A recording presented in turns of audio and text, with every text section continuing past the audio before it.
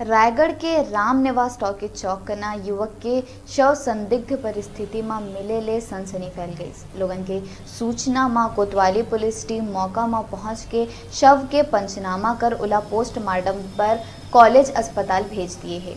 शव के पहचान बाबू पारा निवासी सुखनाथ के रूप में हुए है। मौत कौन परिस्थिति में हुए है एकर पता पोस्टमार्टम रिपोर्ट के बाद ही मिल सकी। परिजन मन कतिले कोनो ऊपर भी संदेह व्यक्त नहीं करे गए।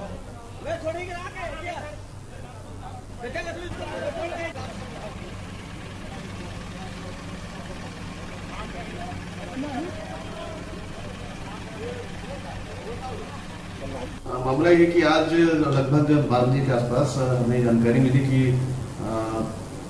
कोतवाली क्षेत्र के अंतर्गत एक व्यक्ति की डेड बॉडी थी। तस्दीक करके पता चला कि वो सोमनाथ आदमी है जो बापू नगर के रहने वाले हैं। दृष्टिया देखने से यह प्रतीत होता है कि वो अत्यधिक शराब सेवन किया हुआ था।